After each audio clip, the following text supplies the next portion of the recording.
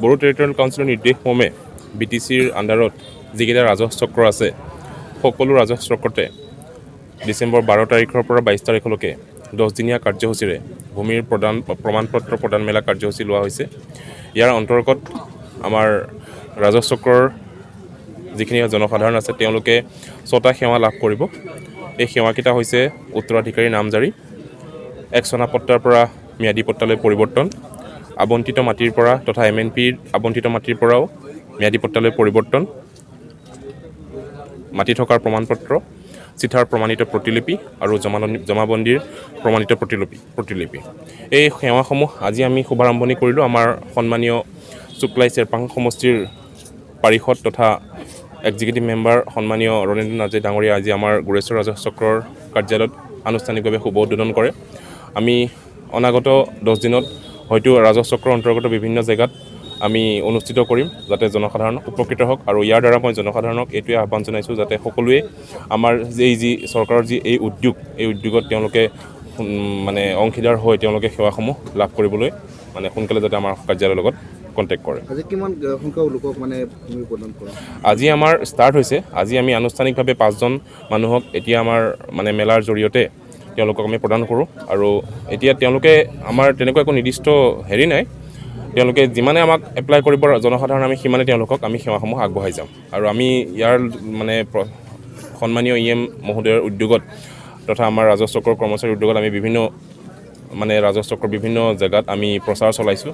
গতিকে আপোনালোকৰ জৰিয়তে মই আহ্বান জনাইছোঁ সকলো জনসাধাৰণকে যাতে এই সেৱাৰ লাভসমূহ তেওঁলোকে সোনকালে আমাৰ পৰা লয়। প্ৰমাণপত্ৰ পোৱাৰ কাৰণে বিশেষ প্ৰচেছ ব্যৱস্থা আছে নেকি? বিশেষ ব্যৱস্থা নাই, আমি যিমান পাৰিছোঁ সৰলীকৰণ কৰিবলৈ চেষ্টা কৰিছোঁ গোটেই সমগ্ৰ ব্যৱস্থাটো। আমাৰ আজি গাঁওবুঢ়াসকলকো আমি অফিচতে মাতি দিছোঁ তেওঁলোকৰ চিলমোহৰ লৈ। আমাৰ মণ্ডলসকল থাকিব, মৌজাদাৰসকল থাকিব, যাতে কোনো অসুবিধা নোহোৱাকৈ তেওঁলোকে এটা মানে জেগাত উপস্থিত হৈ লাটমণ্ডলৰ ৰিপৰ্ট লৈ, গাঁওবুঢ়াৰ ৰিপৰ্ট লৈ তথা মৌজাদাৰৰ পৰা লেণ্ড ক্লিয়াৰেঞ্চ চাৰ্টিফিকেটটো লৈ আমাৰ পৰা চহীখিনি লৈ একেদিনাই যাতে কামখিনি কৰি তেওঁলোকে যাবগৈ পাৰে। গতিকে আমি যিমান পাৰোঁ প্ৰচেষ্টাটো সৰলীকৰণ কৰিছোঁ। আৰু আপোনালোকক মই আকৌ জনাইছোঁ যাতে আমি ৰাজহ চক্ৰৰ বিভিন্ন আমি বাঙালীপাৰাত কৰিম, চুৱাকপুৰত কৰিম, নাওকাটাত কৰিম, বিভিন্ন যিখিনি মানে অলপ ভিতৰুৱা অঞ্চল আছে তাতো আমি যাম। গতিকে সকলো জনসাধাৰণক মই আহ্বান জনাইছোঁ যাতে তেওঁলোকে এই সুবিধাসমূহ ল'বলৈ আগবাঢ়ি আহে। চৰকাৰখনতো ৰাইজে বনায় আৰু ৰাইজে বনোৱা চৰকাৰ গণতন্ত্ৰ দেশত ডেমক্ৰেচিত মানে ৰাইজে চৰকাৰটো বনায় আৰু চৰকাৰে ৰাইজে বনোৱাৰ কাৰণে যিখিনি পদক্ষেপ লোৱা হয় ৰাইজৰ সুবিধাৰ কাৰণে। তো আজি আমাৰ BTR চৰকাৰে মানে ঐতিহাসিক এটা মানে কাম কৰিছে। আৰু আমি এইটো আজি ভূমি প্ৰমাণপত্ৰ যি প্ৰদানৰ যি মেলা, এইটো আমি গোটাই আমি চবেই ৰাইজৰ হৈ আমি ধন্যবাদ দিব লাগিব আমাৰ BTR চৰকাৰৰ প্ৰধান প্ৰমোদ বড়ো চিফ ছাৰক। কিন্তু আগতে হ'ব লাগিছিল। এইটো বহুতো ৰাইজে মানে ক্ষেত্ৰত বহুত অসুবিধা ভুগিছিলে, কিন্তু চিফ ছাৰে প্ৰমোদ বড়োৰ নেতৃত্বত এই চৰকাৰ প্ৰমোদ বড়ো ছাৰে যি পদক্ষেপ লৈছে এইটো মানে বহুত ভাল হৈছে। ইয়াৰ কাৰণে মই আজি যি ভূমি প্ৰমাণপত্ৰ প্ৰদানৰ যি মেলাত নিজে মানে আজিৰ পৰা আৰম্ভণি হৈছে। আজি আমি শুভ আৰম্ভ কৰিছোঁ আৰু আমাৰ বিভিন্ন আমাৰ চৰকাৰ মানে চাৰ্কল গোৰেশ্বৰ চাৰ্কলৰ ভিতৰৰ পৰা অঞ্চলত আমি এই মেলাখন পাতিম।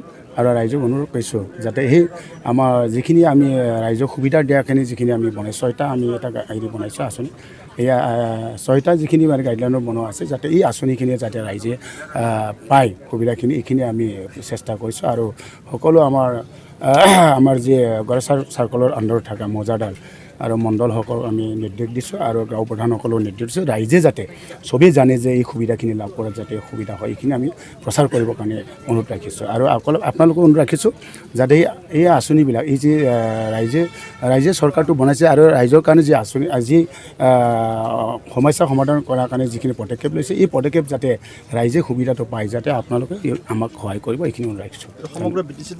সমগ্ৰ BTCত প্ৰত্যেক মানে চাৰ্কলতে মানে আজি ভূমি প্ৰমাণপত্ৰ প্ৰদানৰ যি মেলা আজি আৰম্ভ হৈছে। আজিৰ পৰা 22 তাৰিখলৈ আমাৰ এই কামটো চলিব। ঠিক আছে।